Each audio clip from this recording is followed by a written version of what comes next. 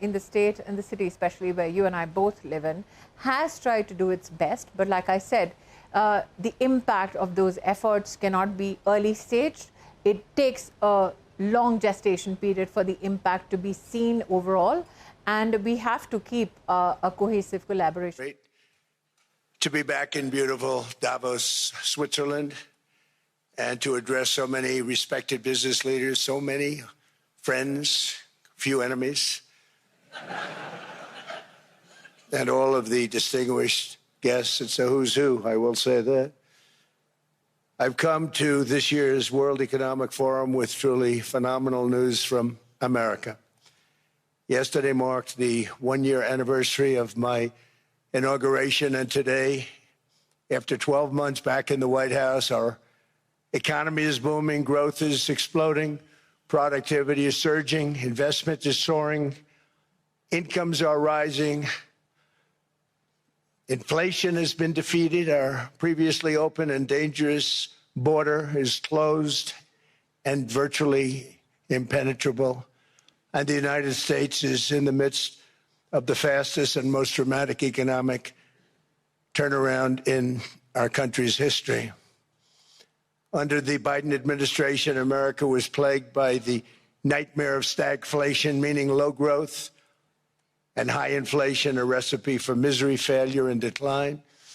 But now, after just 1 year of my policies, we are witnessing the exact opposite: virtually no inflation and extraordinarily high economic growth. Growth like, I believe, you'll see very shortly, our country has never seen before, perhaps no country has ever seen before.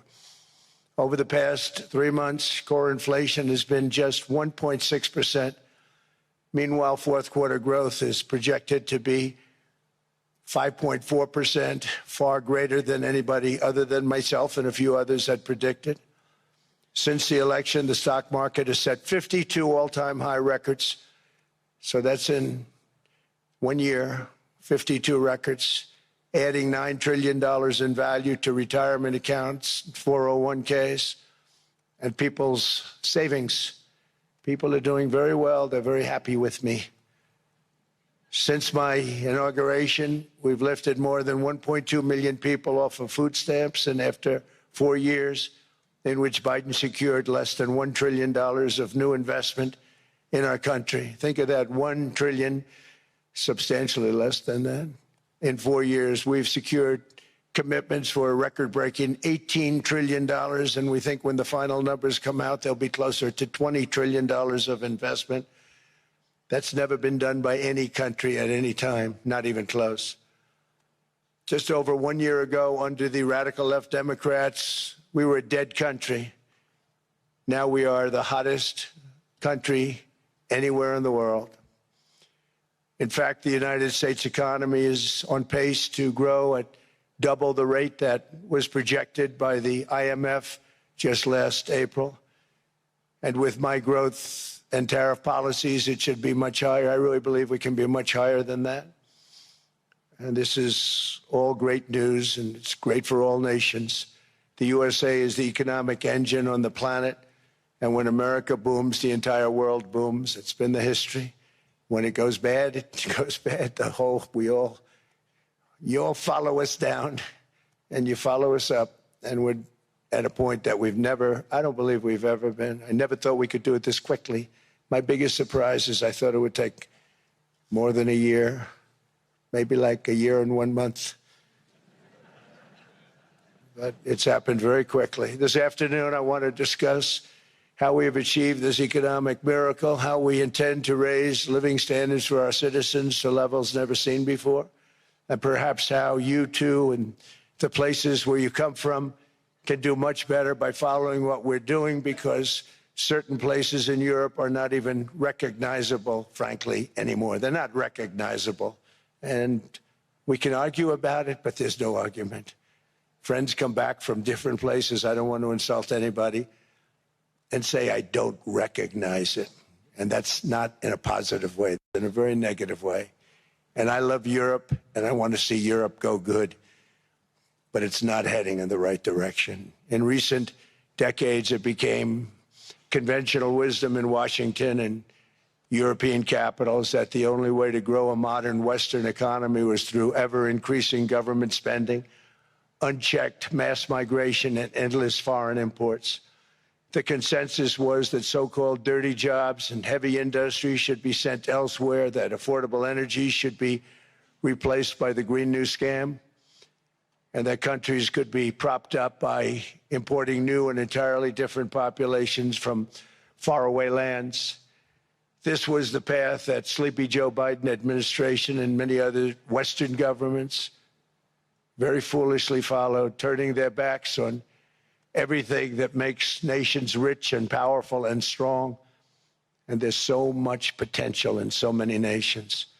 The result was record budget and trade deficits and a growing sovereign deficit driven by the largest wave of mass migration in human history.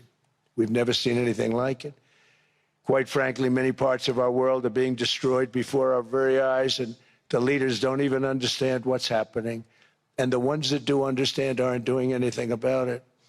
Virtually all of the so-called experts predicted my plans to end this failed model would trigger a global recession and runaway inflation. But we have proven them wrong. It's actually just the opposite. In 1 year, our agenda has produced a transformation like America has not seen in over 100 years. Instead of closing down energy plants, we're opening them up. Instead of building ineffective, money-losing windmills, we're taking them down and not approving any. Instead of empowering bureaucrats, we're firing them, and they're going out and getting jobs in the private sector for 2 and 3 times what they were making in government. So they started off hating me when we fired them, and now they love me. Instead of raising taxes on domestic producers, we're lowering them and raising tariffs on foreign nations to pay for the damage that they've caused. In 12 months, we have removed over 270,000 bureaucrats from the federal payrolls, the largest single-year reduction in government employment since the end of World War II.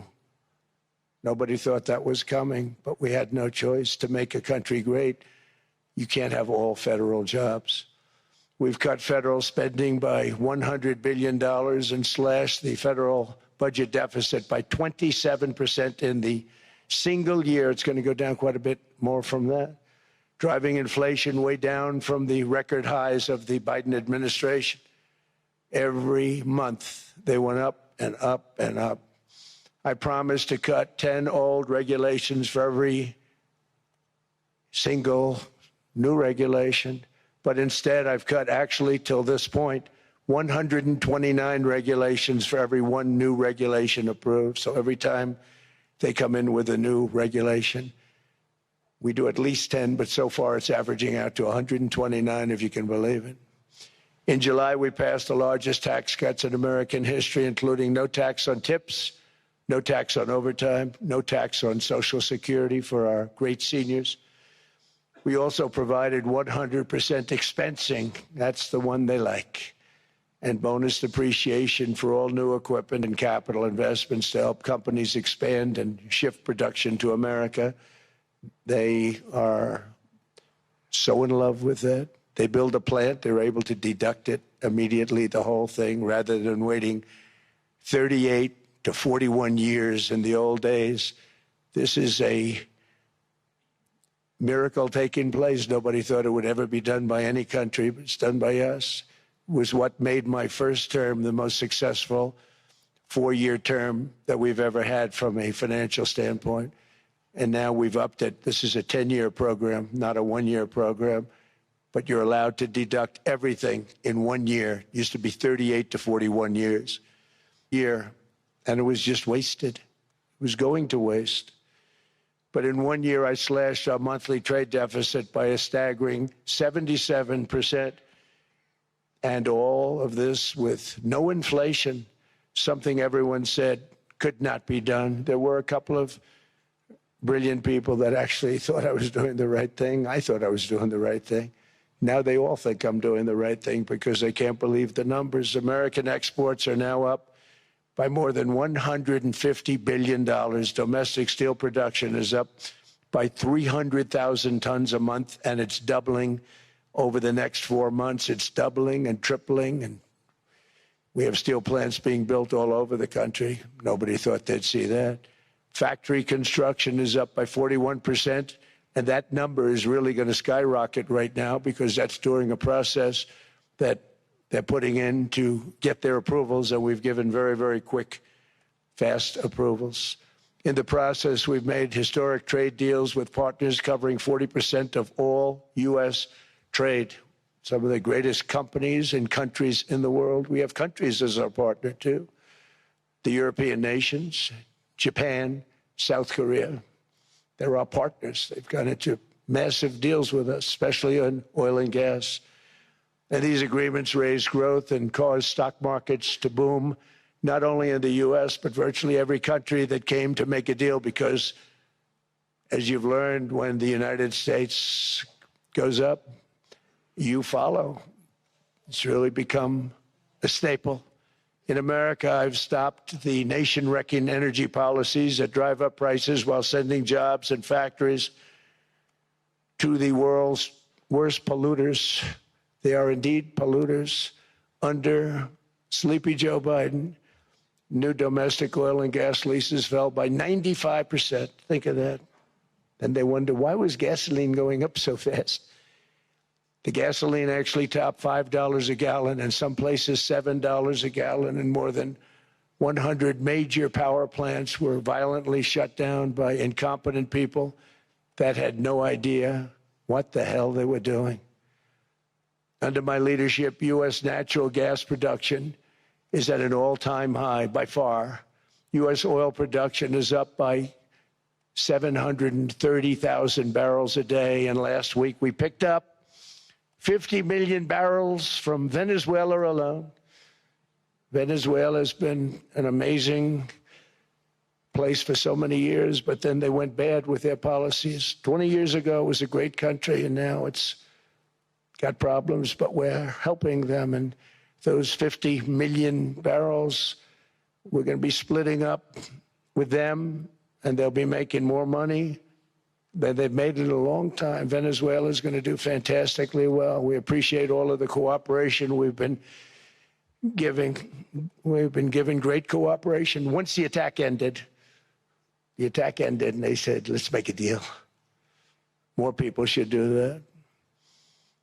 But Venezuela is going to make more money in the next 6 months than they've made in the last 20 years. Every major oil company is coming in with us. It's amazing. It's a beautiful thing to see. The leadership of the country has been very good.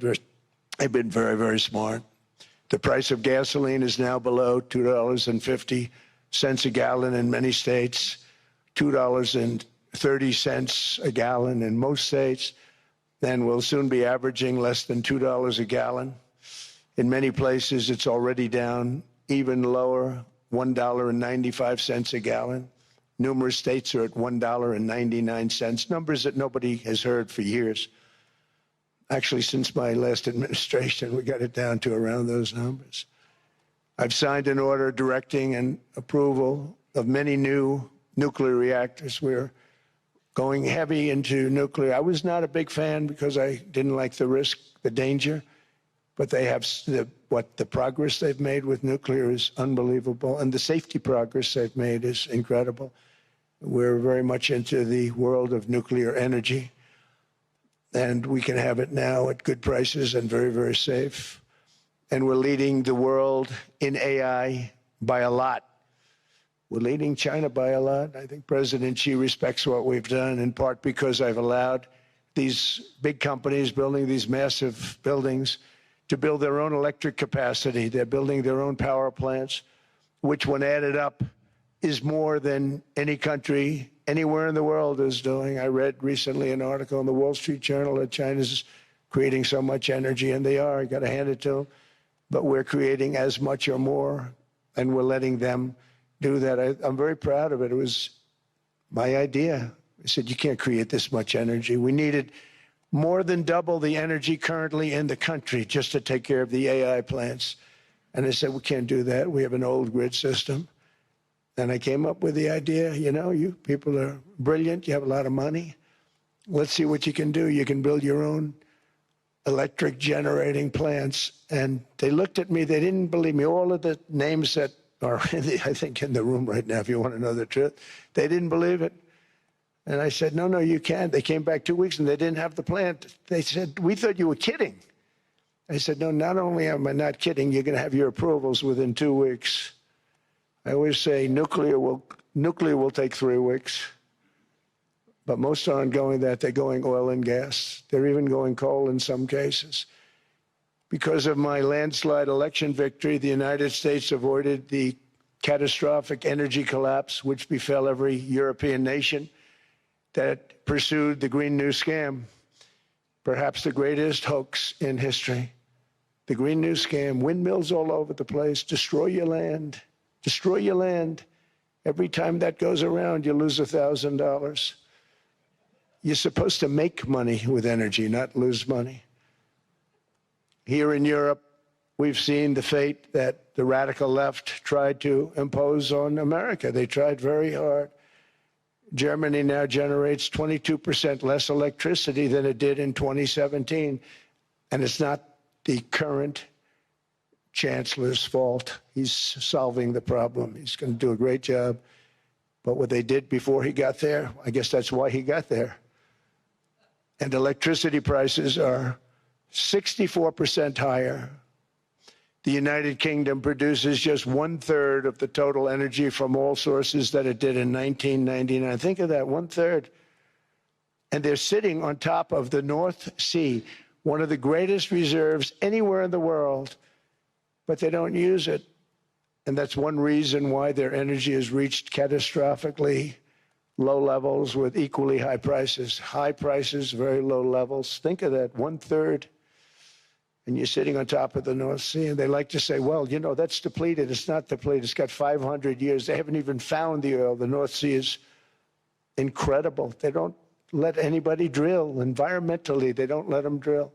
They make it impossible for the oil companies to go. They take 92% of the revenues. So the oil companies say, we can't do it. They came to see me. Is there anything you can do? I want Europe to do great. I want UK to do great. Sitting on one of the greatest energy sources in the world, and they don't use it. In fact, their electricity prices have soared 139%. There are windmills all over Europe. There are windmills all over the place, and they are losers. One thing I've noticed is that the more windmills a country has, the more money that country loses and the worse that country is doing.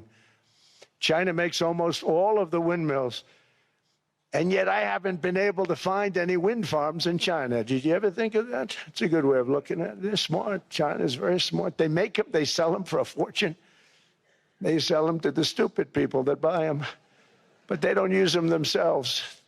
They put up a couple of big wind farms, but they don't use them. They just put them up to show people what they could look like. They don't spin. They don't do anything. They use a thing called coal, mostly. But China goes with the coal. They go with oil and gas. They're starting to look at nuclear a little bit. And they're doing just fine. They make a fortune selling the windmills, though. And I think really that's one that they wouldn't be surprised if it stopped. They are shocked that it continues to go. They're very friendly with me. They're shocked that people continue to buy those damn things. They killed the birds. They ruin your landscapes. Other than that, I think they're fabulous, by the way. Stupid people buy them. The consequences of such destructive policies have been stark, including lower economic growth, lower standards of living, lower birth rates, more socially disruptive migration, more vulnerability to hostile foreign adversaries, and much, much smaller militaries. The United States cares greatly about the people of Europe. We really do. I mean, look, I am derived from Europe. Scotland and Germany, 100% Scotland, my mother, 100% German, my father. And we believe deeply in the bonds we share with Europe as a civilization. I want to see it do great. That's why issues like energy, trade, immigration, and economic growth must be central concerns to anyone who wants to see a strong and united West, because Europe and those countries have to do their thing. They have to get out of the culture that they've created over the last 10 years. It's horrible what they're doing to themselves. They're destroying themselves. It's beautiful, beautiful places. We want strong allies, not seriously weakened ones. We want Europe to be strong. Ultimately, these are matters of national security, and perhaps no current issue makes the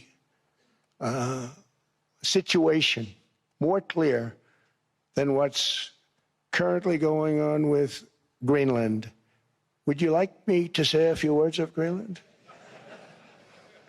I was going to leave it out of the speech, but I think I would have been reviewed very negatively. I have tremendous respect for both the people of Greenland and the people of Denmark, tremendous respect. But every NATO ally has an obligation to be able to defend their own territory. And the fact is, no nation or group of nations is in any position to be able to secure Greenland other than the United States. We're a great power, much greater than people even understand. I think they found that out 2 weeks ago in Venezuela. We saw this in World War II, when Denmark fell to Germany after just 6 hours of fighting and was totally unable to defend either itself or Greenland. So the United States was then compelled, we did it, we felt an obligation to do it, to send our own forces to hold the Greenland territory, and hold it we did at great cost and expense. They didn't have a chance of getting on it, and they tried. Denmark knows that. We literally set up bases on Greenland for Denmark. We fought for Denmark. We weren't fighting for anyone else. We were fighting to save it for Denmark. Big, beautiful piece of ice. It's hard to call it land. It's a big piece of ice. But we saved Greenland and successfully prevented our enemies from gaining a foothold in our hemisphere. So we did it for ourselves also.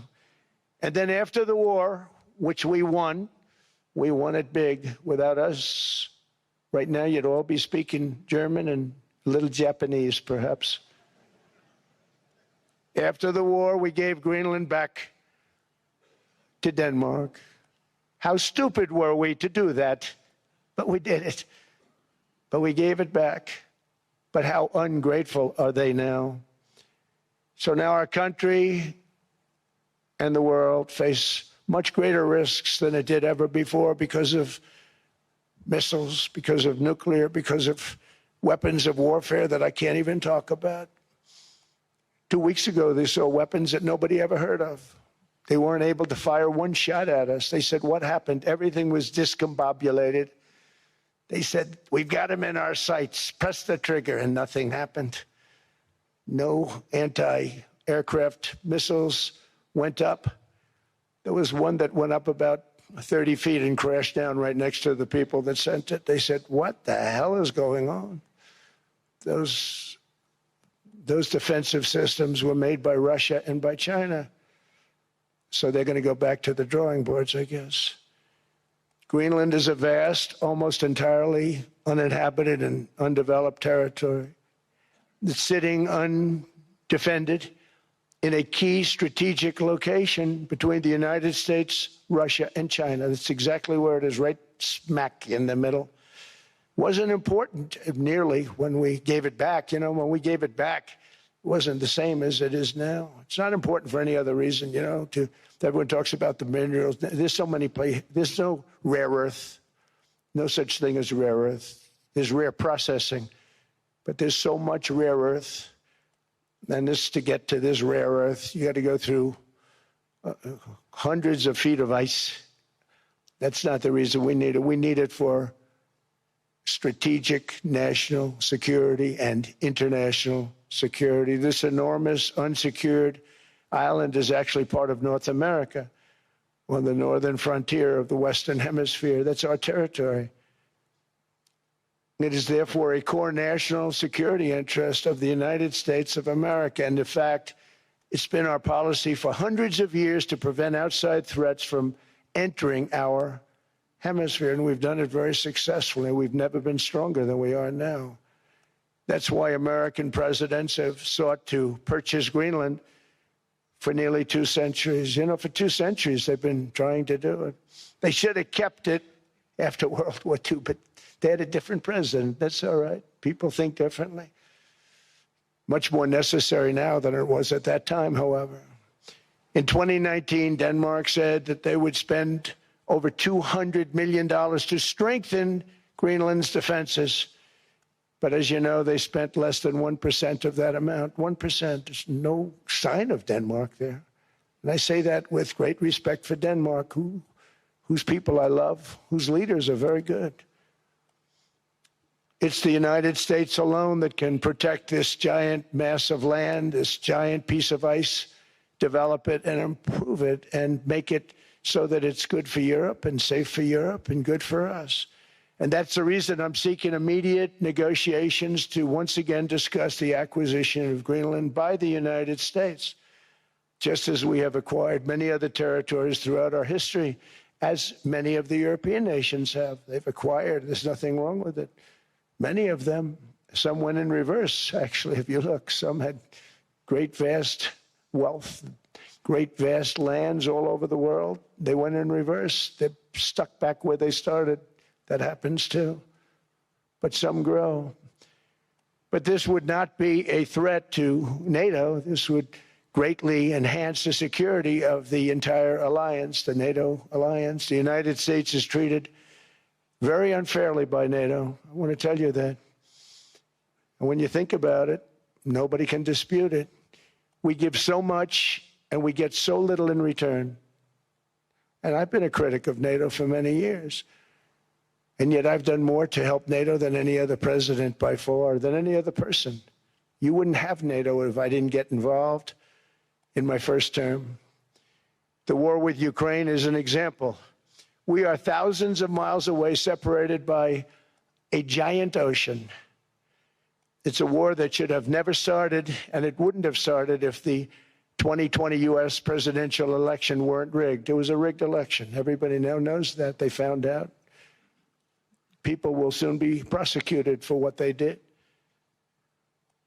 It's probably breaking news, but it should be. It was a rigged election. Can't have rigged elections. You need strong borders, strong elections, and ideally a good press. I always say it.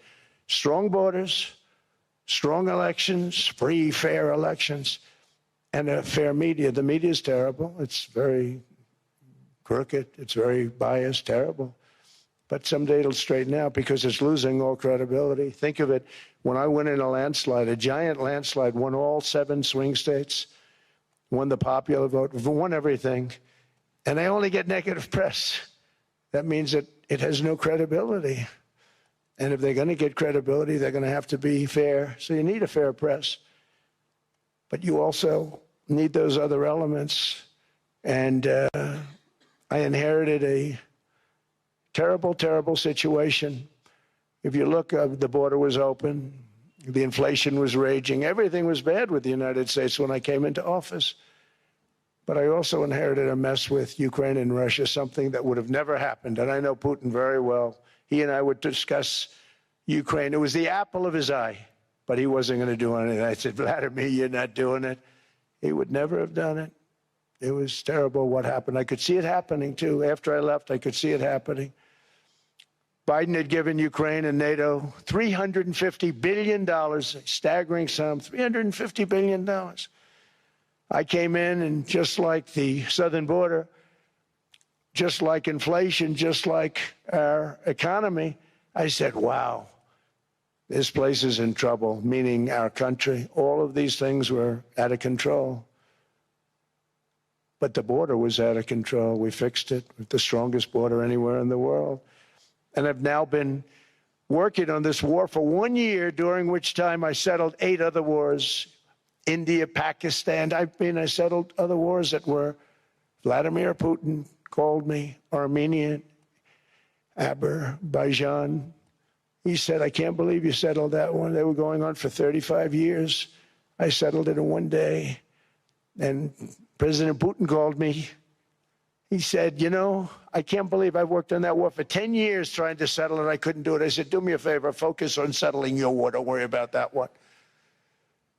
What does the United States get out of all of this work, all of this money, other than death, destruction, and massive amounts of cash going to people who don't appreciate what we do? They don't appreciate what we do. I'm talking about NATO, I'm talking about Europe. They have to work on Ukraine. We don't. The United States is very far away. We have a big, beautiful ocean separating us. We have nothing to do with it. Until I came along, NATO was only supposed to pay 2% of GDP. But they weren't paying, most of the countries weren't paying anything. The United States was paying for virtually 100% of NATO. And I got that stopped. I said, that's not fair. But then, more importantly, I got NATO to pay 5%, and now they were paying, and now they are paying. So something nobody said was possible. They said, we will never go up higher than 2%. But they went to 5%, and now they're paying the 5. They didn't pay the 2, and now they're paying the 5. And they're stronger for it, and they have an excellent, by the way, Secretary General, who's possibly in the room. Mark, are you here? Yes, he's here. Hello, Mark. We never asked for anything, and we never got anything. We probably won't get anything unless I decide to use excessive strength and force where we would be, frankly, unstoppable. But I won't do that. Okay? Now everyone's saying, oh, good.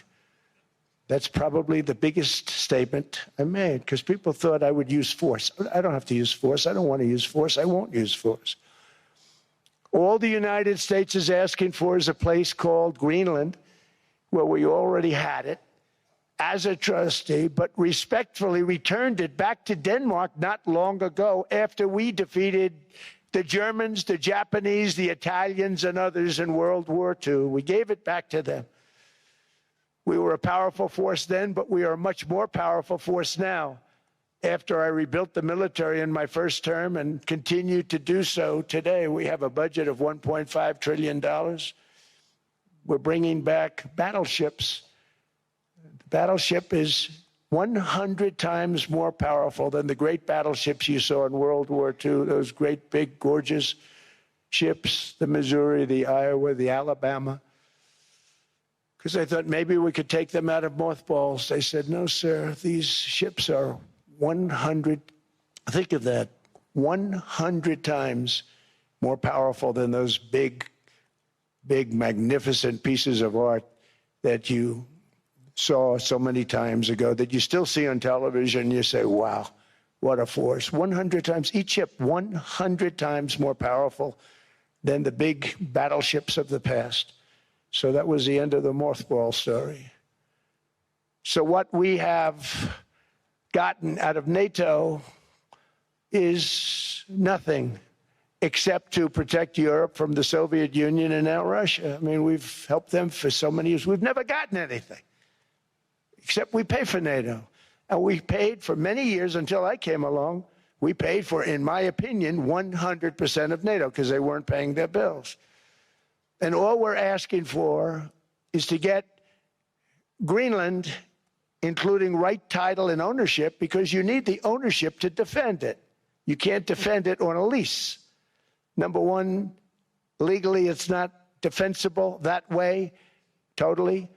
And number two, psychologically, who the hell wants to defend a license agreement or a lease, which is a large piece of ice in the middle of the ocean where if there is a war, much of the action will take place on that piece of ice. Think of it. Those missiles would be flying right over the center of that piece of ice. All we want from Denmark for national and international security and to keep our very energetic and dangerous potential enemies at bay is this land on which we're going to build the greatest golden dome ever built. We're building a golden dome that's going to, just by its very nature, going to be defending Canada. Canada gets a lot of freebies from us, by the way. They should be grateful also, but they're not. I watched your Prime Minister yesterday. He wasn't so grateful. But they should be grateful to us. Canada lives because of the United States. Remember that, Mark, the next time you make your statements. What we did for Israel was amazing, but that's nothing compared to what we have planned for the United States, Canada, and the rest of the world. We are going to build a dome like no other. We did it for Israel. And by the way, I told Bibi, stop taking credit for the dome. That's our technology. That's our stuff. But they had a lot of courage, and they were good fighters, and they did a good job, and we wiped out the Iran nuclear threat like nobody can believe. Nobody's ever seen anything like it. That, Venezuela, taking down Soleimani, wiping out al-Baghdadi when he tried to reinstitute ISIS. We did a lot. I did a lot of big things, all perfectly executed. Everyone was perfectly executed. Somebody told me that, a military expert told me, sir, everything you've done has been perfectly executed. I said, I know. So other presidents have spent, whether foolishly or not, trillions and trillions of dollars on NATO and gotten absolutely nothing in return. We've never asked for anything. It's always a one-way street. Now they want us to help them with Ukraine. And we say, we're going to. I'm really helping, not even them. I want to see, last week, if you saw, it was 10,000 soldiers, but last month it was 31,000 soldiers died. 31,000. That's this room times, the number of people in this room times 30. Think of it. 30,000 soldiers died in 1 month. The month before it was 27,000. The month before that it was 28,000. The month before that it was 25,000. It's a bloodbath over there. And that's what I want to stop. It doesn't help the United States, but these are souls. These are young people, look like you, look like some of you right in the front row. They go to war. Their parents are so proud. Oh, there he goes, comes back. 2 weeks later, they get a call. Your son's head's been blown off. I want to stop it. It's a horrible war. It's the worst since World War II. They keep going. They'll exceed World War II. The numbers are staggering, how many people they've lost. They don't want to talk about it. Ukraine and Russia lost just tremendous amounts. And I'm dealing with President Putin, and he wants to make a deal, I believe. I'm dealing with President Zelensky, and I think he wants to make a deal. I'm meeting him today. He might be in the audience right now. But they got to get that war stopped because too many people are dying, needlessly dying. Too many souls are being lost. It's the only reason I'm interested in doing it.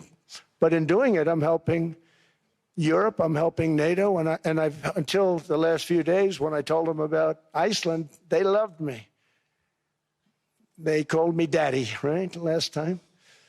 A very smart man said, he's our daddy. He's running it. I was like running it. I went from running it to being a terrible human being. But now what I'm asking for is a piece of ice, cold and poorly located, that can play a vital role in world peace and world protection. It's a very small ask compared to what we have given them for many, many decades. But the problem with NATO is that we'll be there for them 100%. But I'm not sure that they'd be there for us. If we gave them the call, gentlemen, we are being attacked. We're under attack by such and such a nation. I know them all very well. I'm not sure that they'd be there. I know we'd be there for them. I don't know that they'd be there for us. So with all of the money we expend, with all of the blood, sweat, and tears, I don't know that they'd be there for us. They're not there for us on Iceland, that I can tell you. I mean, our stock market took the first dip yesterday because of Iceland. So Iceland's already cost us a lot of money. But that dip is peanuts compared to what it's gone up. And we have an unbelievable future in that stock. That stock market is going to be doubled. We're going to hit 50,000, and that stock market's going to double in a relatively short period of time because of everything that's happening. But this is a good example. After giving NATO and European nations trillions and trillions of dollars in defense, they buy our weapons. We make the greatest weapons in the world, but now we're going to make them faster, much faster. You saw that. I put a cap on the salaries. Then I put no buybacks, no stock buybacks, no various other things that they were doing. I mean, they were making $50 million, but it would take them 3 years to give you a Patriot missile. I said, that's not good. My chauffeur can do a better job than that, and he makes slightly less than 50. They make big salaries. If they're going to make those big salaries, they're going to have to produce a lot faster. The good news is we have the greatest equipment in the world. Now we're going to start making it a lot faster. They're going to build additional plants. And all of the money that goes into stock buybacks is going to go into building plants. We're not allowing stock buybacks by defense companies any longer. They're going to build new plants to make Tomahawks, Patriots. We have the best equipment, F-35s, F-47, the new one just coming out. They say it's the most devastating plane, fighter jet ever. Who knows? They called it 47. If I don't like it, I'm going to take the 47 off it. I wonder why they called it 47. We'll have to think about that. But if I don't like it, I'm going to take that 47 off. But it's supposed to be the stage 6. It's supposed to be the first stage 6 plane, undetectable, like our B-2 bombers were undetectable. They flew right over Iran. They were undetectable. And they did their job, and they got the hell out of there. So we want a piece of ice for world protection, and they won't give it. We've never asked for anything else, and we could have kept that piece of land, and we didn't. So they have a choice. You can say yes, and we will be very appreciative, or you can say no, and we will remember. A strong and secure America means a strong NATO, and that's one reason why I'm working every day to ensure our military is very powerful, our borders are very strong, and above all, our economy is strong, because national security requires economic security and economic prosperity, and we have the greatest that we've ever had. Biden and his allies destroyed our economy and gave us perhaps the worst inflation in American history. They say 48 years, I say forever, but I think 48 years is the equivalent to forever. Whether it's 48 years or ever, it's terrible, costing the typical family $33,000. What they did to this country should never, ever be forgotten. It's early, but he has to be rated as the worst president we've ever had by far. The auto pen did much of the damage. The auto pen, he was the auto pen president, because I don't believe a sane president would have ever signed the kind of things that he signed. But now grocery prices, energy prices, airfares, mortgage rates, rent, and car payments are all coming down, and they're coming down fast. We inherited a mess, but we've done a hell of a job in 12 months. Under my most favored nation policy for drug prices, the cost of prescription drugs is coming down by up to 90%, depending on the way you calculate. You could also say 5, 6, 7, 800%. There are two ways of figuring that. But we have a favored nations policy that every president wanted, no president was able to get. I got it, and other nations approved it. And I had to use tariffs in order to get it, because they said, no way. In other words, a pill that costs 10% in London costs $130. Think it costs $10 in London, costs $130 in New York or in Los Angeles. And I'd say, boy, that's bad. Friends of mine would say, you know, we go to London, you can buy the stuff for nothing. We go all over the world, we could buy it for nothing. Because basically America was subsidizing every nation in the world, because presidents allowed them to get away with it. It became very tough. So when I called up Emmanuel Macron, I watched him yesterday with those beautiful sunglasses. What the hell happened? But I watched him sort of be tough. But he was at $10 for a pill. And I said, Emmanuel, and I have all the big pharmaceutical companies are in total agreement. It wasn't easy, by the way. They're tough, smart. They've been getting away with the scam for a long time. But they gave it up. But they said, you'll never get the countries to approve it. I said, why is that? Because they won't. They always said, we're not paying any more. Get the rest for the United States. So over the years, they stayed the same. We just went up, up, up. And I mean, we would pay 13, 14, 15 times more than certain countries would. So I said, no, they'll approve it 100%. Sir, you'll never get them to approve it. I said, I guarantee you. But I actually started with Emmanuel, who probably is in the room too. And I like him. I actually like him. Hard to believe, isn't it? And I said, Emmanuel, you're going to have to lift the price of that pill to $20, maybe $30. Think of that. That means it's a doubling of prescription drugs. Might be a tripling, might be a quadrupling. It's not easy. No, no, no, Donald, I will not do that. I said, yes, you will, 100%. He said, no, no, no. You're asking me to double. I said, Emmanuel, you've been taking advantage of the United States for 30 years with prescription drugs. You really should do it, and you will do it. I have no doubt. In fact, I am 100% sure you're going to. No, no, no, I will not do it. Because yes, in all fairness to him, he has to double or triple. Because the world being a bigger place than the United States, it's not that you meet in the middle. You just have to go up some, and we come down a lot. They go up a little, we come down a lot. So we're at $130, they're at 10. So they may have to go to 20 or 30. No more than that. I said, Emmanuel, you're going to be doubling or tripling? No, no, no. I said, here's the story, Emmanuel. The answer is you're going to do it. You're going to do it fast. And if you don't, I'm putting a 25% tariff on everything that you sell into the United States and a 100% tariff on your wines and champagnes. And that's about 10 times more than what I'm requesting. And you're going to do it. I don't want to go public with it, but you may make me do that. No, no, Donald, I will do it. I will do it. It took me, on average, 3 minutes a country, saying the same thing. You will do it. They all said, no, no, no, I will not do it. You're asking me to double the cost of prescription. I said, that's right, because you've been screwing us for 30 years. And they said, we will not do it. I said, that's all right.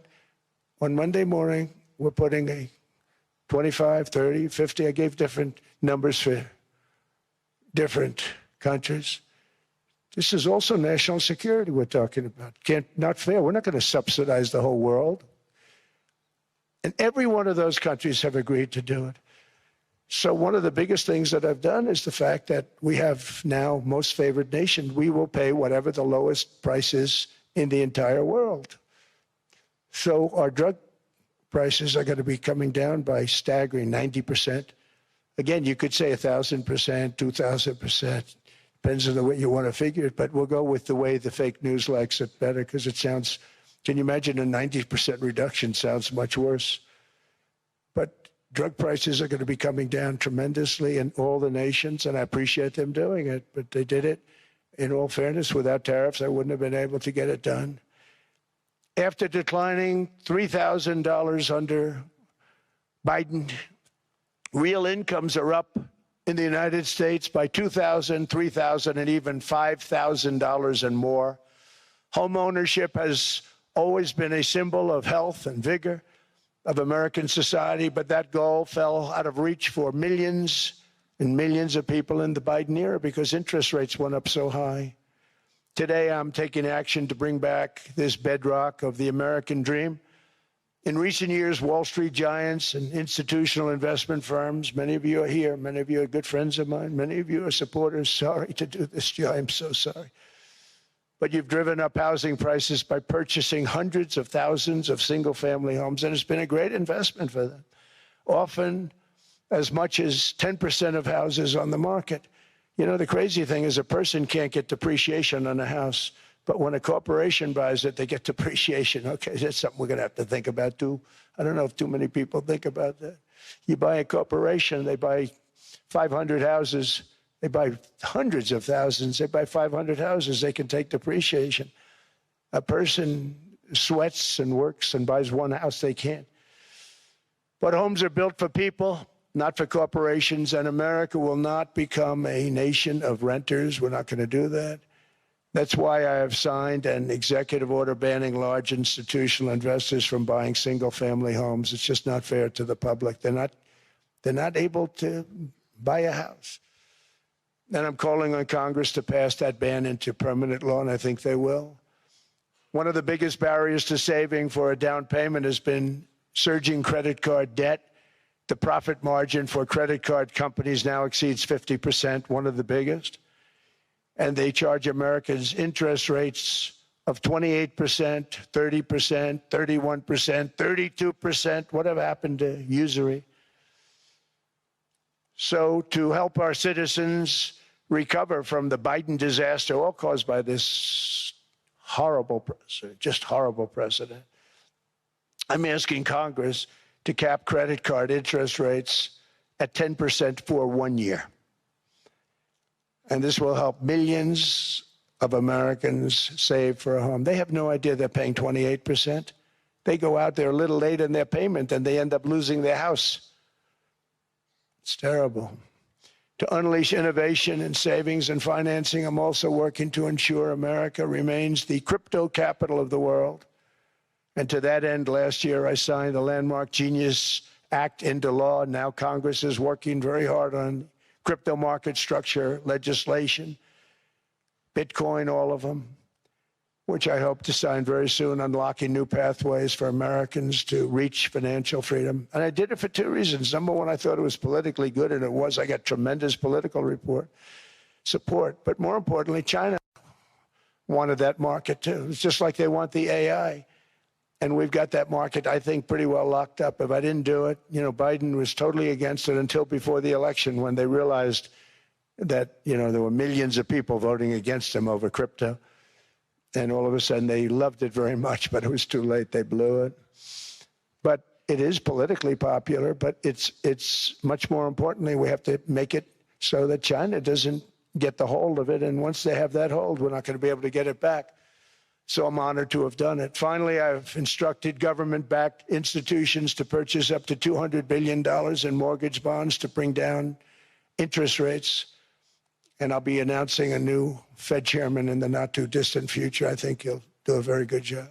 See, I gave away some of it. He did give that away. So we have something, got something, but somebody that's very respected. They're all respected. They're all great. Everyone that I interviewed is great. Everyone could do, I think, a fantastic job. Problem is they change once they get the job. They do. They're saying everything I want to hear, and then they get the job. They're locked in for 6 years. They get the job, and all of a sudden, let's raise rates a little bit. I call them, sir, we'd rather not talk about this. It's amazing how people change once they have the job. But it's too bad. Sort of disloyalty, but they got to do what they think is right. We have a terrible chairman right now. Jerome, too late Powell. He's always too late. And he's very late with interest rates, except before the election. He was just fine for the other side. So we're going to have somebody that's great, and we hope he does the right job. Last week, the average 30-year mortgage rate dropped below 6% for the first time in many years. Another major factor in driving up housing costs was the mass invasion of our borders. And I have to say one thing about housing, because nobody ever says this.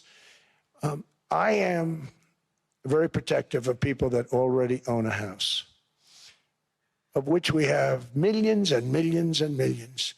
And because we have had such a good run, the house values have gone up tremendously. And these people have become wealthy. They weren't wealthy. They become wealthy because of their house. And every time you make it more and more and more affordable for somebody to buy a house cheaply, you're actually hurting the value of those houses, obviously, because the one thing works in tandem with the other. And I don't want to do anything that's going to hurt the value of people that own a house, who for the first time in their lives are walking around the streets of whatever city they're in, very proud that their house is worth $500,000, $600,000, $700,000. Now, if I want to really crush the housing market, I could do that so fast and people could buy houses, but you would destroy a lot of people that already have houses. In some cases, they've mortgaged their house, and the mortgage would be very low. And all of a sudden, the mortgage without any changes becomes very high, and they end up losing the house. I'm not going to hurt, and I speak with Scott, who's doing a fantastic job, and Howard, who's doing a fantastic job, and all of my people. And I always say, look, you know, I can crush the hell out of the market. We can drop interest rates to a level, and that's one thing we do want to do. That's natural. That's good for everybody. You know, the dropping of the interest rates, we should be paying a much lower interest rate than we are. We should be paying the lowest interest rate of any country in the world, because without the United States, you don't have a country. I mean, I had a case with Switzerland. We happened to be in Switzerland. Maybe I'll give you a quick story. But they were paying nothing. They make beautiful watches, great watches, Rolex, all of them. They were paying nothing to the United States when they sent their product in. And we had a $41 billion deficit. $41 billion with this beautiful place. Flew over it, isn't it nice?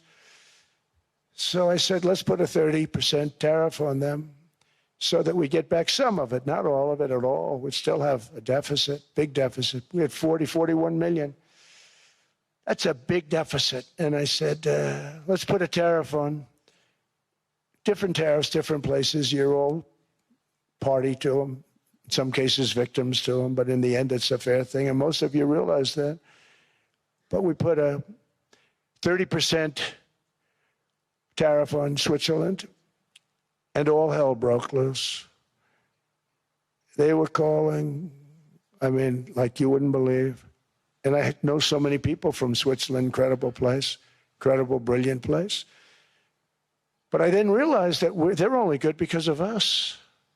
And there's so many other examples. I mean, us, probably other places, but a majority of the money they make is because of us, because we never charged them anything. So they come in, they sell their watches, no tariffs, no nothing. They walk away, they make $41 billion on just us. So I said, no, we can't do that. So I'm going to bring it up. I still would have a deficit pretty substantial, but I brought it up to 30%. And I guess Prime Minister, I don't think President, I think Prime Minister called a woman, and she was very repetitive. She said, no, no, no, you cannot do that, 30%. You cannot do that. We are a small, small country. I said, yeah, but you have a big, big deficit. You may be small, but you have a bigger deficit than big countries. He said, no, no, no, please, you cannot do it. Kept saying the same thing over and over. We are a small country. I said, but you're a big country in terms of, and she just rubbed me the wrong way, I'll be honest with you. And I said, all right, thank you, ma'am, appreciate it. Do not do this. Thank you very much, ma'am. And I made it 39%. And then all hell really broke out. And I was paid visits by everybody. Rolex came to see me. They all came to see me. But I realized, and I reduced it, because I don't want to hurt people. I don't want to hurt them. And we brought it down to a, lower level. Doesn't mean it's not going up, but we brought it down to a lower level. But they pay now, tariff. But I realized that we have many places like that where they're making a fortune because of the United States. Without the United States, they wouldn't be making anything. Think of it. Switzerland made $41 billion on us. And as she said, it's a small place. And I realized with that, I don't know, it was so, because she was so aggressive. And I realized in that conversation that the United States is keeping the whole world afloat. Many places, I could give you 6, 7 places just in the people in this little area. I know every one of them. They're looking down. They don't want to see me. They don't want to stare me in the eyes. But they're taking advantage of, everybody took advantage of the United States. But I've been very fair, and I gave them a tariff, and it was fine. But I realized that without us, it's not Switzerland anymore. Without us, it's not any of the countries that are represented here. And we want to work with the countries. We want to work with them. We're not looking to destroy them. I could have said 39, 40%. I could have said I want a 70% tariff, then we make money with Switzerland. But Switzerland would have been probably destroyed, financially destroyed. I don't want to do that. But we should be paying the lowest interest rate of everybody. I hope Scott's listening to this, because we should be paying the lowest interest rate of everybody. Without us, most of the countries don't even work. And then you have the protection factor. Without our military, which is the greatest in the world by far, without our military, you have threats that you wouldn't believe. You wouldn't believe. You don't have threats because of us, and that's because of NATO. And one other thing, and I have to say it so importantly, in the old days, and I used to say I'm the youngest in the room. Now I'm among the older. I hate to say it.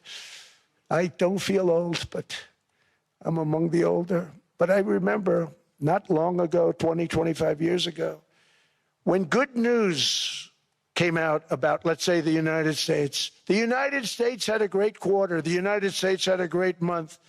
All the stocks went up. And that's the way it's supposed to be. Now when they say the United States had a record quarter, it's unbelievable how well it's doing, all the stocks crash because they say, oh no, inflation, they're going to raise interest rates. And they do. Some of these stupid people like Powell, they raise interest rates. And what they do is they stop you from being successful. It used to be when we had a great quarter, a great month, great earnings, great anything, any good news, the stock market went up. That's the way it's going to be. We got to do that again because that's the way it should be. Now when we have a great month, they want to kill it. Like we did over 5%. People were surprised. We should do 20%. We could do 25%. When we announce good numbers, and the reason is they're so petrified of inflation. And growth doesn't mean inflation. We've had tremendous growth with very low inflation. In fact, growth can fight inflation, proper growth. So we want to get back to the days when we announce great numbers, because we're going to be announcing phenomenal. You know, all these factories that are being built at record, thousands of businesses are being built right now. Remember, $18 trillion is invested. I think the second number is 3, and that was China many years ago. Investments in the country from outside. 18 trillion, nobody's ever seen. And that's money coming in and building things, factories. Thousands of businesses are being built, thousands. Hundreds of big factories, car plants are moving back to the United States. They're coming in from Canada, they're coming in from Mexico, from Japan. Japan's coming in and building plants here in order to avoid tariffs. They're coming in from China, they're coming in from all over the world. We have more plants being built now, car plants, than we've ever had built, even in the heyday from the 1940s and 50s. And they're bigger. They don't use renovations anymore where they take an old plant, they rip it down, they build a brand new plant, super modern plant. But it's happening at levels that nobody's ever seen. In 2024, the U.S. built less than 2 million new homes, but Biden admitted more than 8 million new migrants. And those days are over. In 2025, for the first time in 50 years, the United States had reverse migration. Boy, that was nice. And these were criminals that were being taken out of our country because they allowed people to come into our country from jails, from gangs, drug dealers, murderers. 11,888 murderers. We've gotten most of them out. And then ICE gets beat up by stupid people from leadership in Minnesota. We actually are helping Minnesota so much, but they don't appreciate it. Most places do. You know, Washington, D.C. is the safest place now in the United States. It was a very dangerous place to walk, and now you can walk with your wife, your kids, right through the middle of the city. Right now, Washington, D.C. is as safe as it gets. It was one of the most unsafe. I had to admit, we sent in the military, the National Guard. Within 2 months, it was great. Within 3 months, it's like a really great place and a safe place and a beautiful place. It's even been cleaned up. The graffiti's gone. The fences are gone. We don't have to worry about fences anymore. All of the places, the grasses are cut. and replaced with new grass in many cases. It's all going to happen in the spring. But Washington and D.C. is beautiful again, and it's safe. New restaurants are opening up. They were all closing. Now you can't get into a restaurant. Restaurants in Washington, D.C. are all opening. Memphis also, Memphis, Tennessee, New Orleans, Louisiana. We're there for 3 weeks. We've cut the crime down by 64%. Within another month, we'll have virtually no crime there. We can do that all over. We're going to help the people in California. We want to have no crime. I know Gavin was here. I used to get along so great with Gavin when I was president. Gavin's a good guy.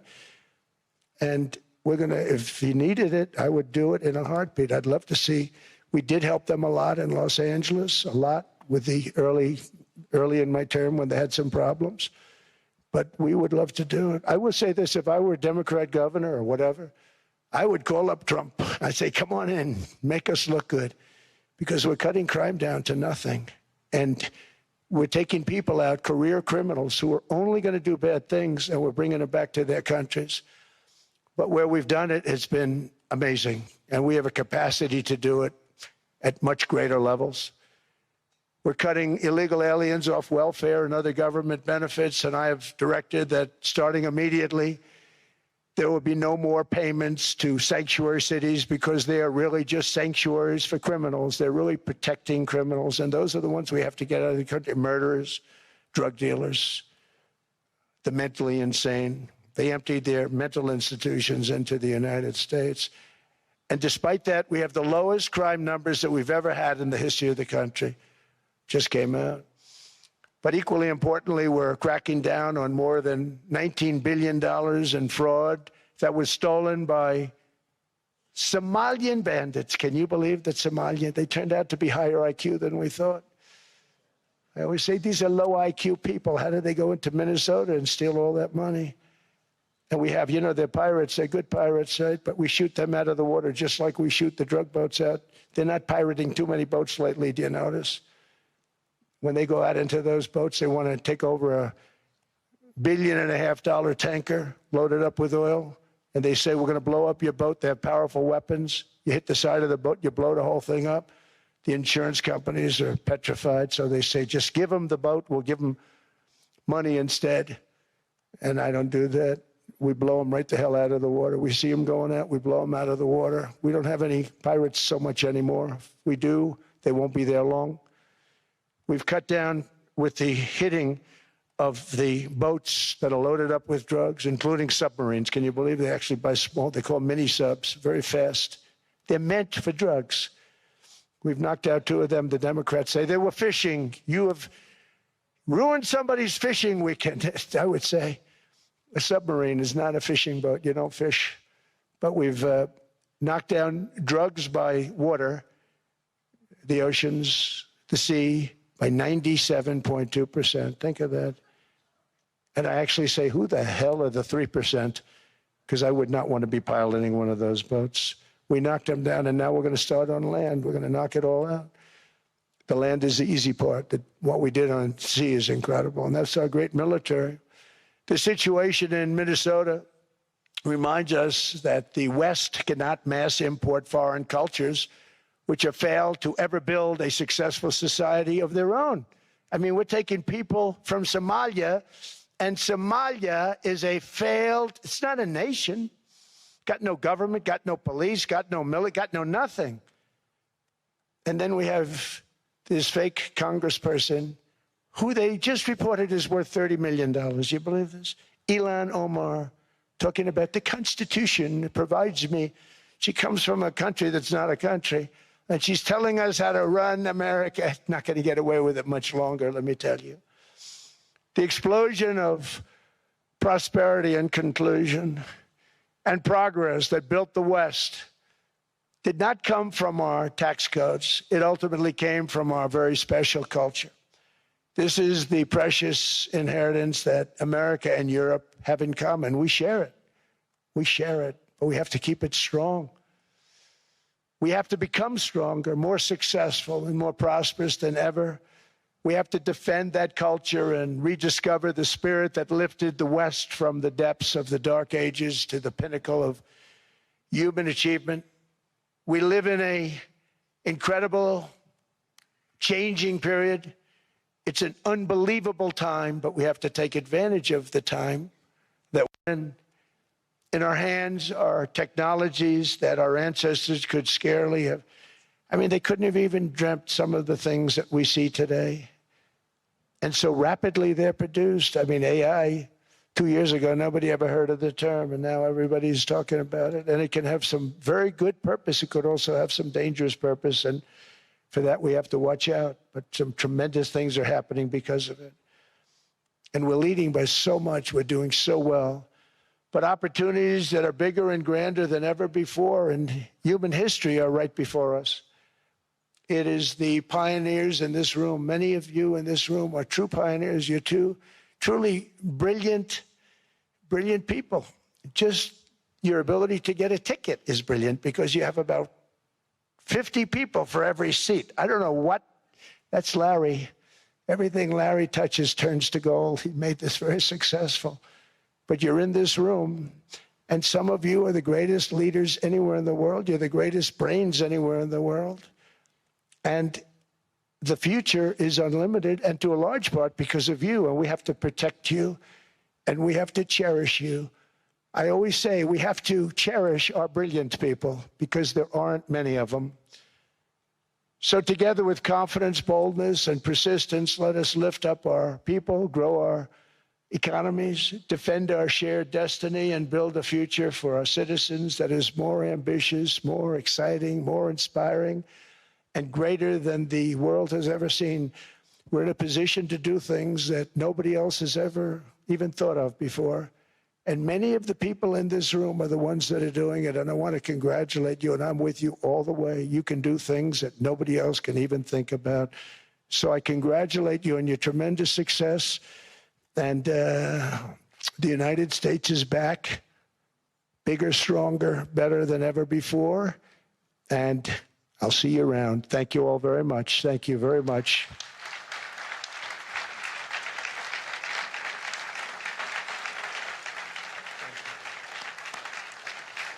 Thank you.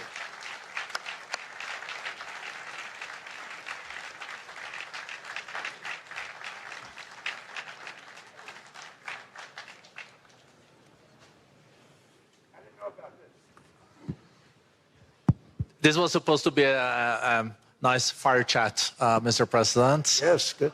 I got set up. No, I did know. You made the job for the moderator really easy. Thank you, Mr. President, for your speech. I do have a few follow-up questions, if it's okay. Sure. I don't think I should start with Greenland, maybe. I'll start with the economy.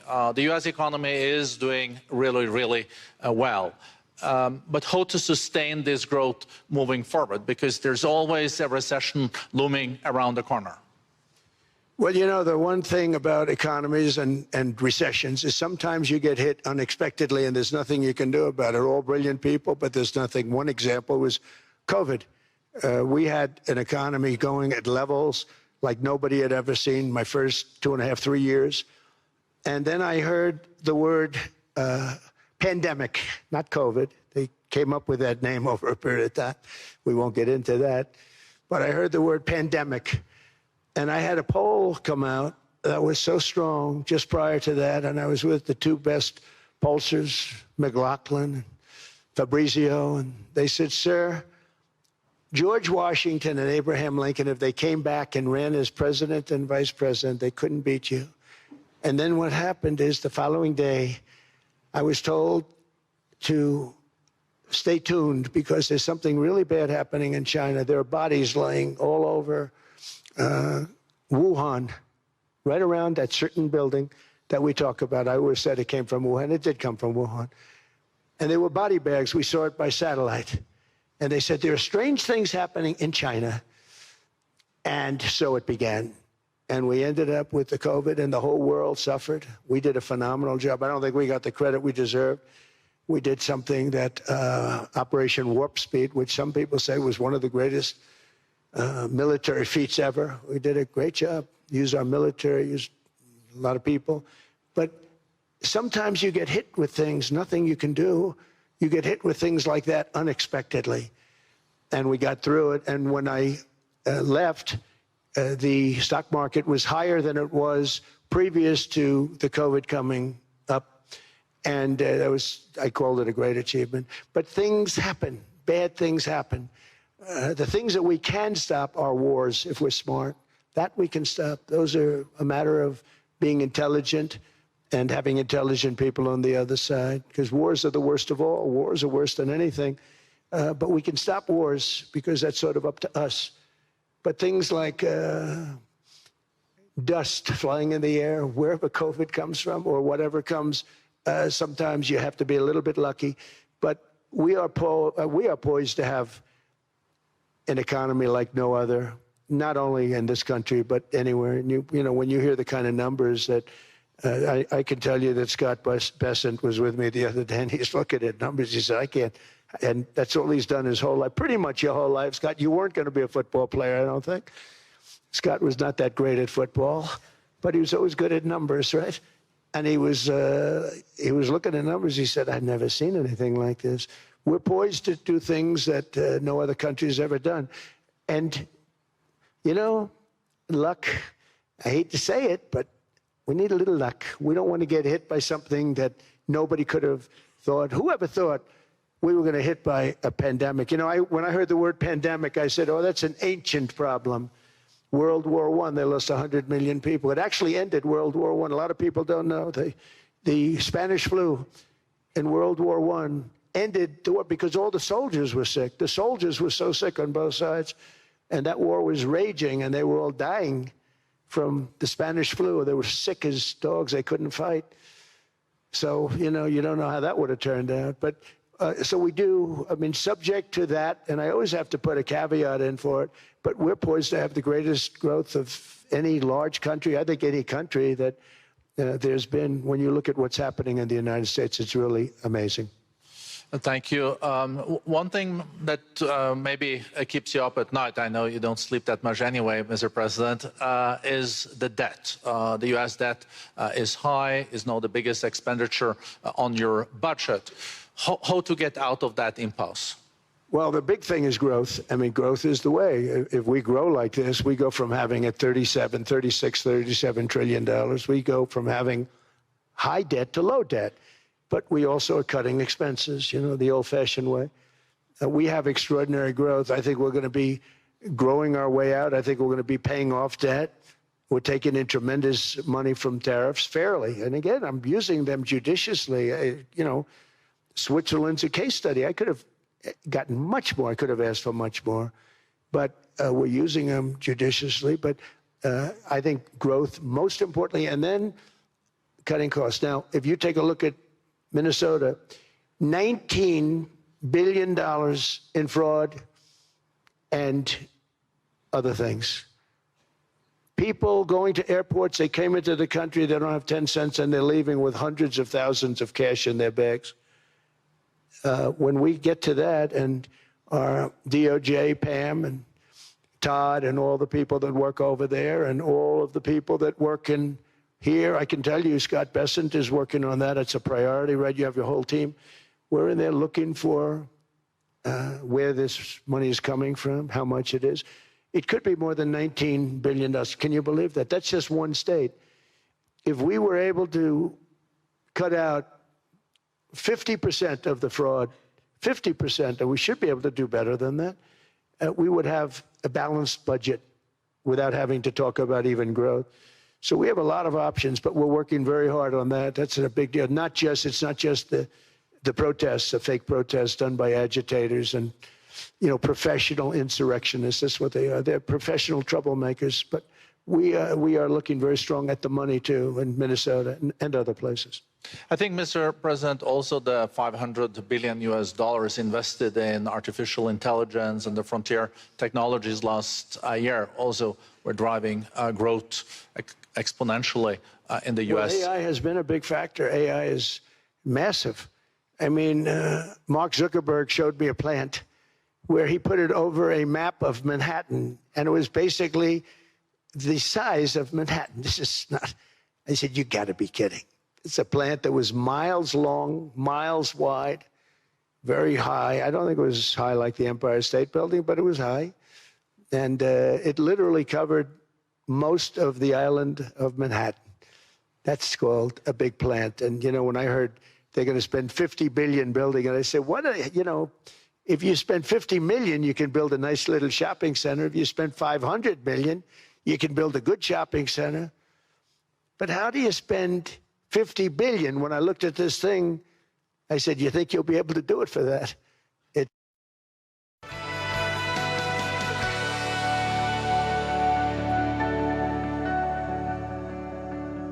Open an office in Hyde.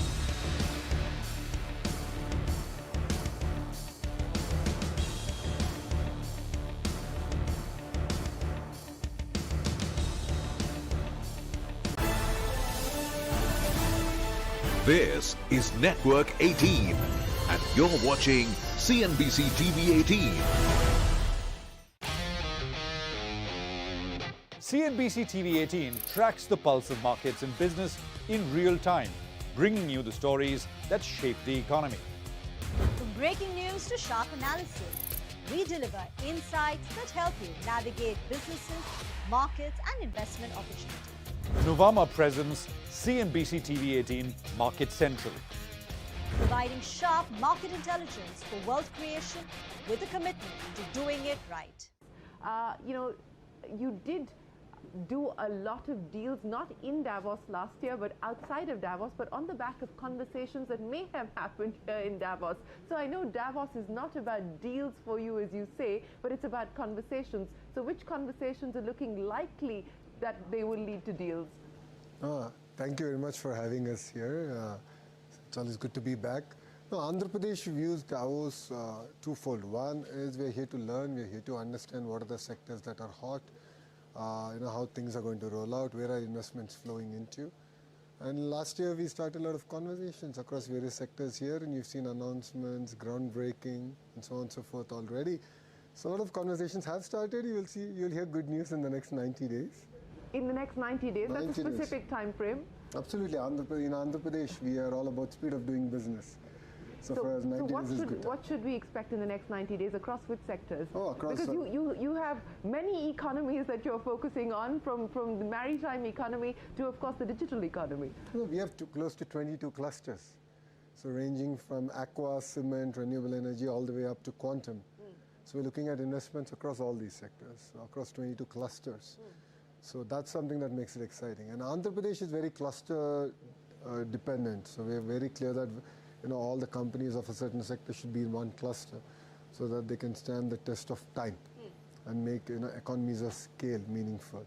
So that's been our focus. So you'll hear good news soon. Okay, good news and size. You know, you did do a lot of deals, not in Davos last year, but outside of Davos, but on the back of conversations that may have happened here in Davos.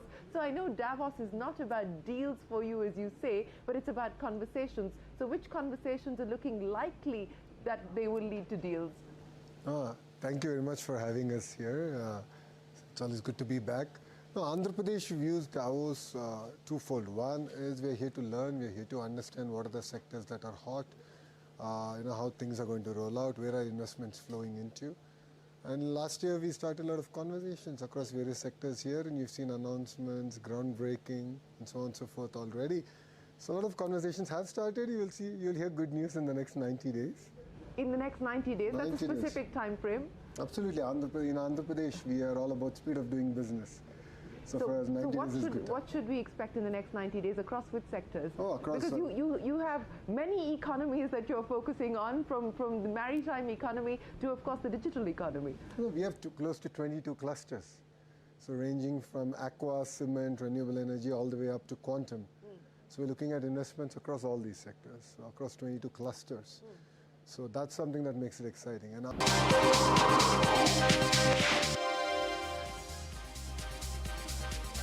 hello and welcome to India Business Hour. I'm Parikshit Luthra. Here are the headlines we are tracking this evening. US President Trump seeks immediate negotiations to acquire Greenland, calls Denmark ungrateful and rips Europe in a fiery speech at Davos. Wall Street turns positive after Trump ruled out the use of force to acquire Greenland. Rupee sinks to a record low after posting the biggest single-day fall in 3 months. Sustained foreign selling of Indian equities and weak market sentiment take the rupee closer to the 92 mark against the dollar. Wild swings on Dalal Street as Sensex and Nifty go on a roller coaster ride. A late recovery helps recoup most of the losses, but all sectoral indices end in the red. Market capitalization of companies listed on BSE drops below 5 lakh crore rupees for the first time in 9 months. Zomato parent company Eternal meets estimates in the third quarter. Dipender Goyal quits as group CEO, passes the baton to Albinder Dhinsa. Goyal will remain on the board as vice chairman. The who's who of India's IT industry interact with Union Minister Ashwini Vaishnav on the AI opportunity at Davos. Minister Vaishnav expects investments in AI infrastructure to hit $150 billion in the next 12 months. Don't write off Indian IT just yet, says TCS CEO Krithivasan. AI is changing industries in India, says Infosys CEO Salil Parekh, says growth will compensate for the shrinkage caused by artificial intelligence. Wipro chairman Rishad Premji says India has a unique opportunity to leverage AI adoption. That's an exclusive. The world cannot do without the United States, says economist Geeta Gopinath, rules out decoupling as an option, blames US trade tensions and foreign selling for the weakening Indian rupee. Uber will launch new modes of transport in India this year, including train services and luxury offerings, says the company's president, Andrew McDonald. Rules out a return to food delivery, says India is among the top 3 markets for Uber and home to the largest tech center outside the United States.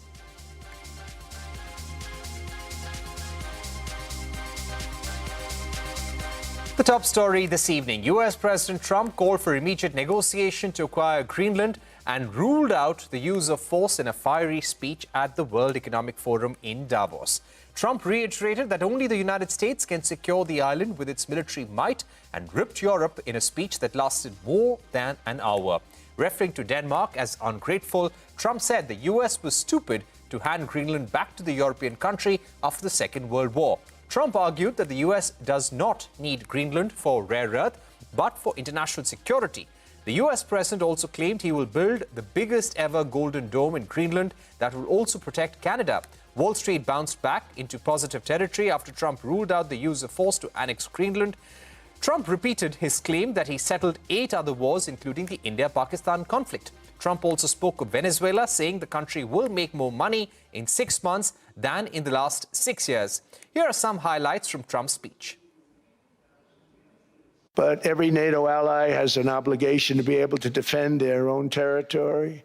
And the fact is, no nation or group of nations is in any position to be able to secure Greenland other than the United States. We saw this in World War II, when Denmark fell to Germany after just 6 hours of fighting and was totally unable to defend either itself or Greenland. So the United States was then compelled. We did it. We felt an obligation to do it. After the war, we gave Greenland back to Denmark. How stupid were we to do that? But we did it. But we gave it back. But how ungrateful are they now? This enormous, unsecured island is actually part of North America, on the northern frontier of the Western Hemisphere. That's our territory. It's the United States alone that can protect this giant mass of land, this giant piece of ice, develop it and improve it and make it so that it's good for Europe and safe for Europe and good for us. And that's the reason I'm seeking immediate negotiations to once again discuss the acquisition of Greenland by the United States, just as we have acquired many other territories throughout our history, as many of the European nations have. They've acquired. There's nothing wrong with it. We never asked for anything, and we never got anything. We probably won't get anything unless I decide to use excessive strength and force where we would be, frankly, unstoppable. But I won't do that. Okay? Now everyone's saying, oh, good. That's probably the biggest statement I made, because people thought I would use force. I don't have to use force. I don't want to use force. I won't use force. They have a choice. You can say yes, and we will be very appreciative, or you can say no, and we will remember. All right, so you heard Donald Trump in that dramatic speech at Davos. We're now joined by former Indian ambassador to the US, Meera Shankar, Harsh Pant of the Observer Research Foundation, and our managing editor, Shireen Bhan, joining us from Davos. She's been getting you all the flavor and all the top voices from the ground. So, Shireen, let me begin with you. That was quite a speech from Donald Trump, but what was the mood in the room after he finished speaking? Well, you know, I haven't been able to gauge the mood in the room because we've been live here on our cameras, Parikshit. But, you know, this was quintessential Trump. And as I've been reporting, I mean, this was expected that Trump would go after Greenland. Trump would say that he wants Greenland, that Trump was going to go after Europe while he's in Europe. And he did exactly that. But I think the most important statement of that speech, the statement of importance and value, is the fact that Trump said that I could use excessive force, but I will not. And that is why you're seeing the US markets rebound, coming off their intraday lows in response to that one statement. The rest of it was performative. The rest of it was Europe is doing a bad job, America's doing a great job, every other American administration has done a bad job but mine. You know, we are going to make America great again, going after individual leaders. And it's very, very clear that President Trump has been following what's been happening here at Davos 2026, because he went after Mark Carney, who spoke yesterday and got a standing ovation here at the World Economic Forum. He went after Macron, who also spoke out against what the Trump administration is doing. So he made it a point to call out people, in his words, have been ungrateful to the US, but also, once again, attacking the Fed chief, saying that Jerome Powell continues to not do what he ought to do, but also said there, and that's important for the markets, that he's going to announce the name of the next Fed chair shortly. So in a few days from now, perhaps you could see the next Fed chief, but also making it a point to say that when they go to office, they somehow change. So that once again brings into question what we will see in terms of central bank independence with the new appointment that President Trump is expected to announce. Look, as we went into this, it was very clear the European leaders are unhappy. But given the fact that President Trump seems to have said, or at least not ruled out, but put off the force option as of now in his public address, does it leave the room open for some sort of dialogue and negotiation? We will have to wait to see. But the mood in Europe is one of anger. They are upset. And I think what we're starting to now see, and we saw that yesterday with Macron, with Carney, etc., is that there is a pushback now, and people feel like you cannot bully us, you know, on a daily basis, as President Trump seems to have been doing with the threat of tariffs and so on and so forth. But this was quintessential Trump, played on script and played to the galleries back home as well. And of course, we will wait to see what the reaction will be, Parikshit. Right. Please stay with us, Shireen. We're also joined by Ambassador Meera Shankar and Harsh Pant. Ambassador Shankar, thank you so much. It's been a long Donald Trump speech, and this was a Trump Davos, and Shireen has been calling this Davos summit that for the last few days. But how do you think the kind of statements that Donald Trump made on Greenland, saying that I cannot defend Greenland just with a licensing agreement, I need to acquire it, I need to own it to be able to defend it, to support NATO in future. He said, I'm looking at mediation, negotiation, I don't want to use force. How does this really set the tone ahead of his talks with European leaders on Greenland? Well, for the first time, you have seen that European leaders, instead of pussyfooting around Trump, which is what they have been doing till now, you know, avoid offending him, somehow manage to appease him and bring him around, they have for the first time pushed back and pushed back strongly, at least in terms of rhetoric. You know, whether it is President Macron or the leader of Belgium or of Denmark, you're seeing a significant pushback from European leaders.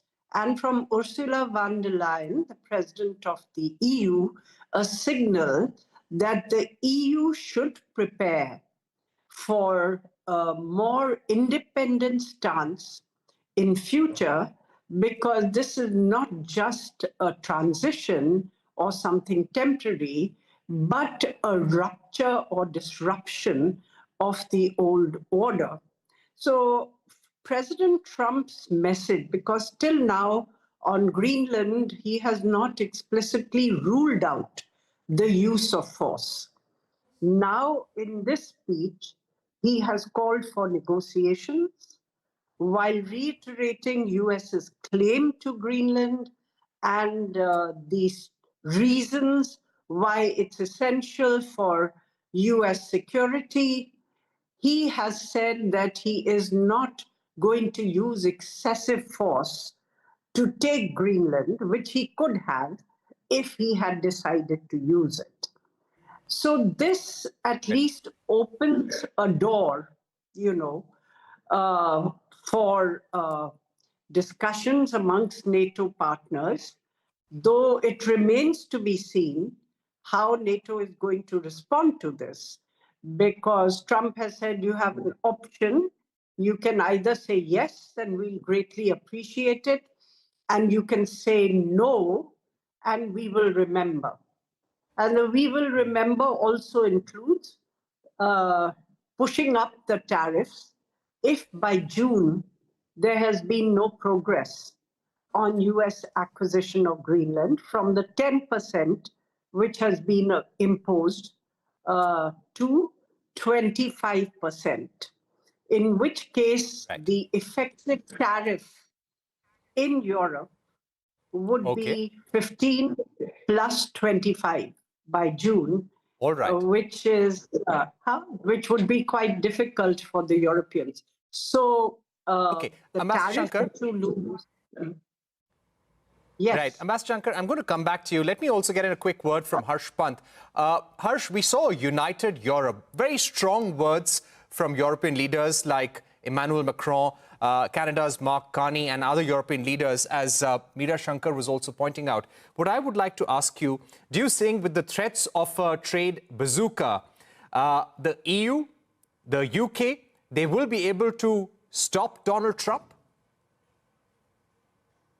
Parikshit, I think no one knows, frankly. And I do think that Mr. Trump has marked his territory very carefully and very clearly. That I think the rationale that he has given for Greenland actually, if you think about it, makes from a strategic point of view, as far as America is concerned, he has laid down a very, very clear argument as to why it is necessary for American security. He is also saying that, look, Europe has not been putting up or filling the void, and therefore we have reached a situation where, as the security architecture crumbles, America is doing a lot of heavy lifting, and it is unsustainable. So give us Greenland, give America back Greenland, and we will try to sort it out. Otherwise, there are going to be consequences. So I think the negotiations are going to be all about consequences that he has said. That, look, he has said, if you say no, we will remember. No, which means that he's saying that, look, America is going to also put everything on the table. Now, Europe has, of course, articulated a desire to do certain things, but there are enough internal divisions within the US, within the EU, and while there is a new, there is a new intention. It seems there is a new upsurge of pushing back against US. It is not entirely evident that they do have the levers that they can pull. I mean, after all, if he's saying that this is all securitized, then in terms of securitization, what Europe can do apart from trade bazooka or putting up whether it is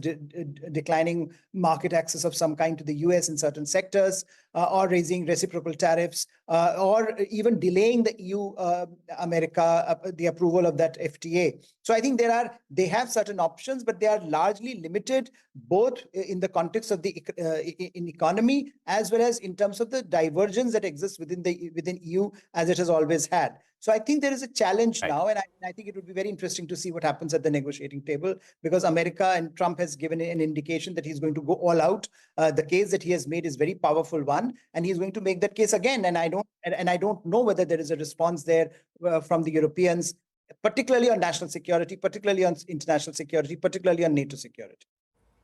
Right. Thanks, Harsh, for those remarks. I'm going to come back to you and Ambassador Shankar. Let me get Shireen back into the discussion.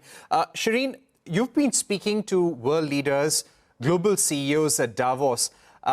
Everyone knew that Trump is going to be scathing when it comes to Europe. But what are some of the common themes and pockets of opportunity in this volatile Trump world that people are seeing and you're picking up from Davos?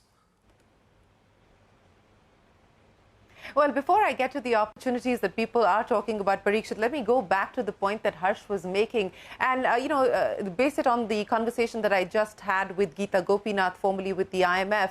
And here's what she said. She said, if Europe does decide to go in for retaliatory tariffs, as is being speculated and as apparently is being worked on currently, a US-Europe trade war could potentially trigger a financial crisis. And that is going to be the worry. That is going to be the big risk to the global economy. Remember, so far through the tariff imposition, the additional tariff threats and so on and so forth, global growth has still managed to hold up at about 3% odd. Now, if there were to be this trade war, so to speak, between the US and Europe, it could have significant impact. So that is going to have to be a concern.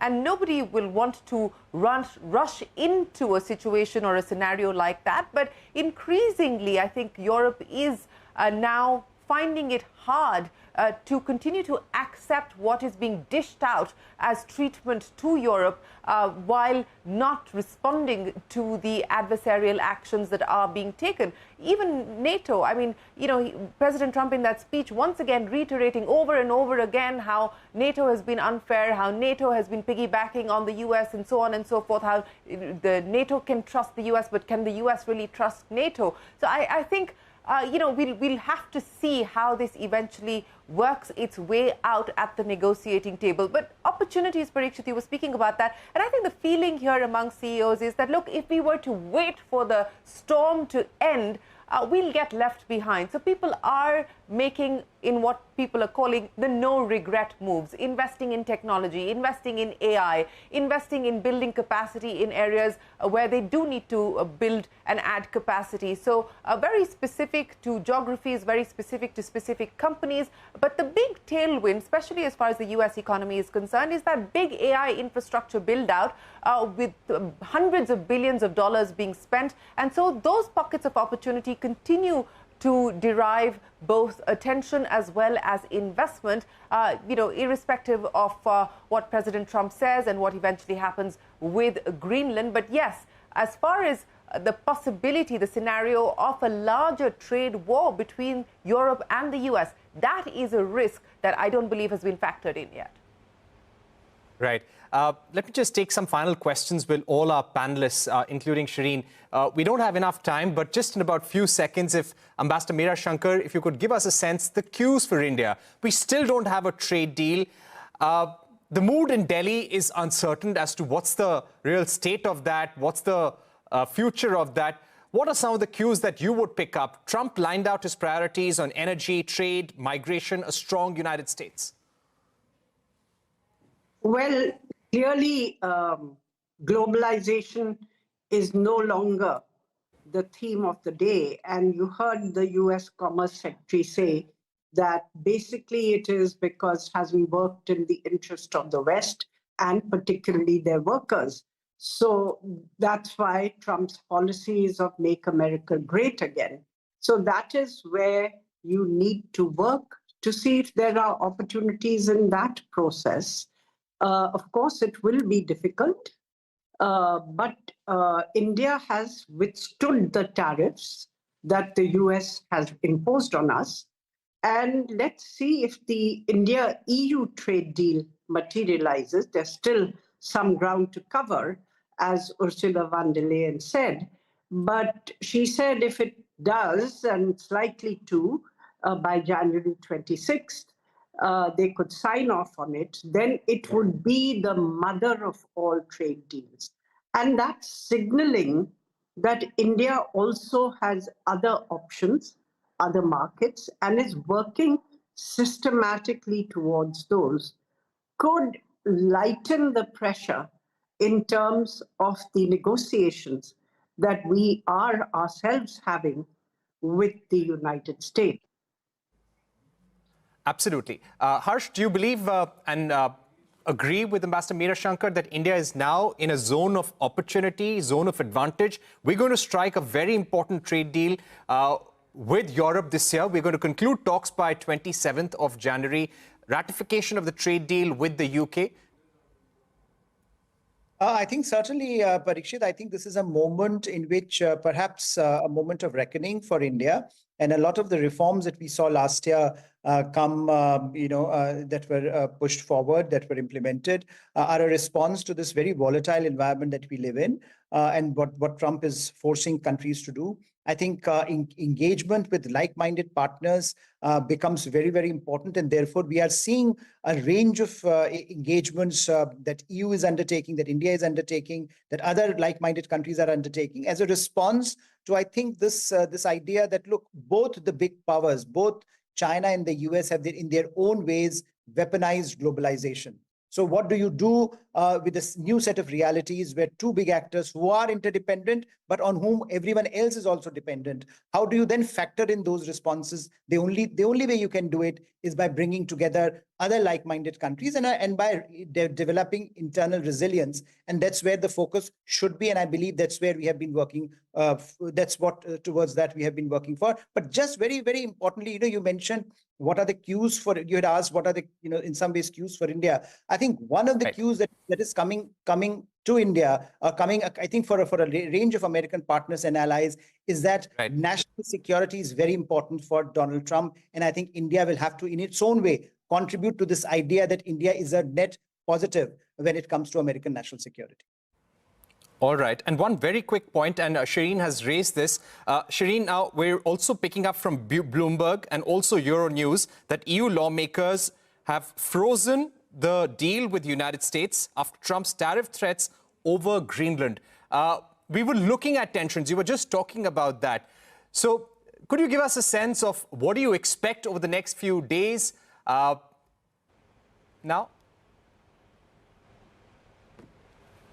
Well, we will have to wait to see.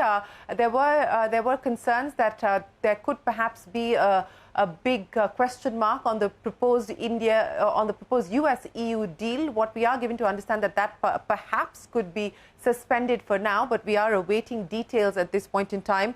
But that is a story that we're going to have to follow very closely. As I pointed out, this was the big risk that Geeta Gopinath was alluding to, a trade war between the US and the EU. Will EU impose retaliatory tariffs or not? That's the next big question. But of course, we will continue to monitor that situation. All right. Thank you very much, Shireen, Ambassador Meera Shankar and Harsh Pant for joining us. So clearly, EU-US relations set to worsen with the trade deal on hold for the moment. That's all we have time for. Thank you and goodbye and thanks for watching.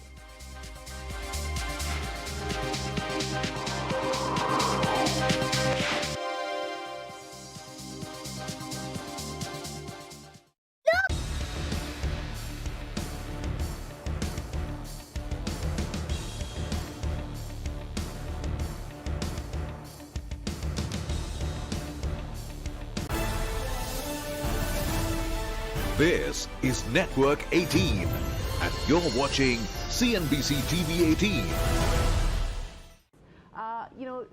You did do a lot of deals, not in Davos last year, but outside of Davos, but on the back of conversations that may have happened here in Davos.